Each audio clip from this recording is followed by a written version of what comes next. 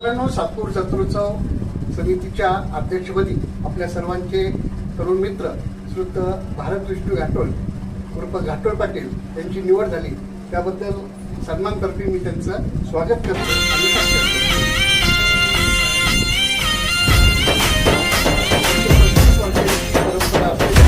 या जत्रोत्सवाच्या अध्यक्षपदी आमच्या मित्राची निवड झाली, सन्मानतर्फे आपलं मनापासून. मित्रांनो, सप्रेम नमस्कार. आपण पाहतात सन्मान न्यूज 14.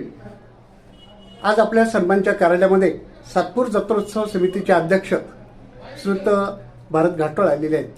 आजच त्यांची निवड झालेली आहे आणि यावर्षी सलग 3 दिवस उपक्रम आयोजित करण्याचा श्रीयुत भारत घाटोळ आणि सर्व कार्यकारिणीचा मानस आहे. सर्वप्रथम भारतभाऊ, आपलं मनापासून अभिनंदन की आपल्या यासारख्या तरुण मित्राची या अध्यक्षपदी निवड झाली.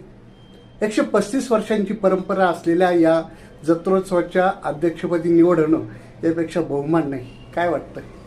नक्कीच, जसं की साहेब तुम्ही सांगितलं की ही 135 वर्षाची परंपरा आहे, तर प्रथमतः मी थोडासा इतिहासाचा उल्लेख करेन.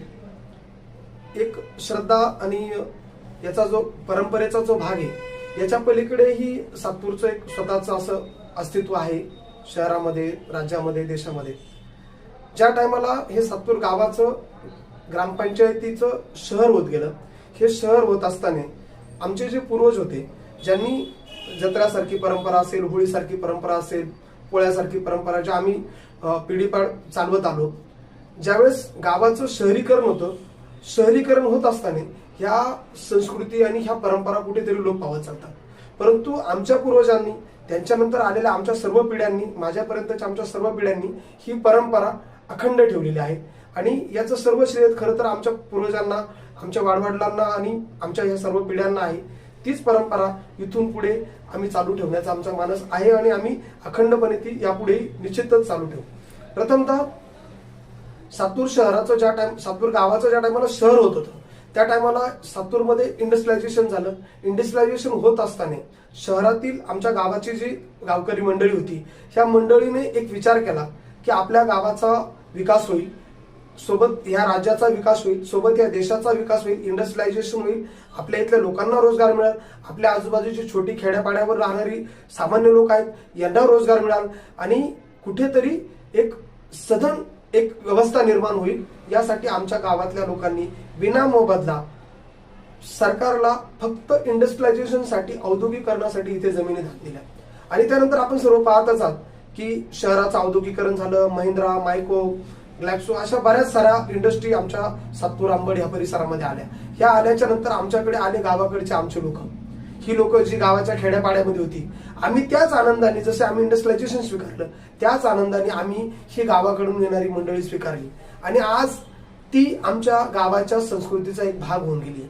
परंपरा आमच्या काही कुटुंबाकडे जरी असेल तरी आमचा हा जो उत्सव आहे हा आम्हा सर्व सातपूरकरांना आहे.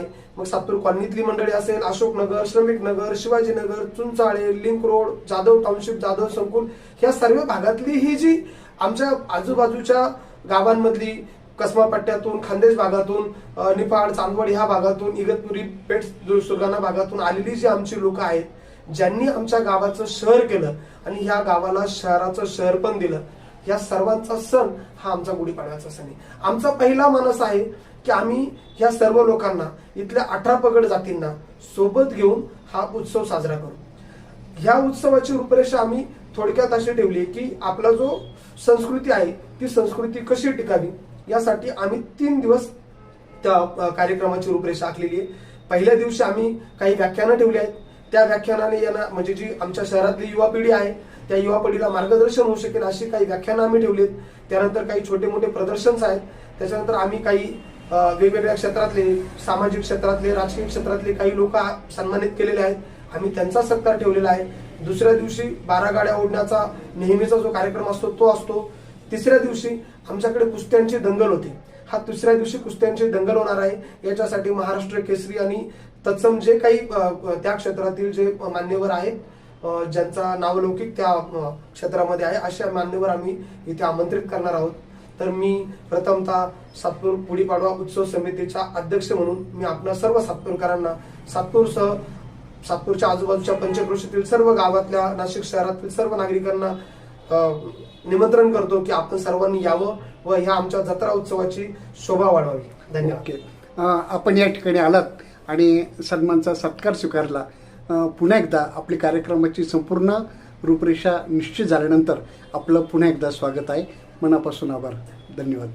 सन्मान न्यूज 14साठी कार्यकारी संपादक राकेश पवार, आकाश बकरे यांच्यासह मी रवींद्र एरंडे, सन्मान न्यूज 14, सातपूर, नाशिक. धन्यवाद. मित्रांनो, आपल्याला हे चॅनल कसं वाटलं हे अवश्य कळवा आणि आपण या चॅनलला शेअर करा, लाईक करा आणि सबस्क्राईब करा.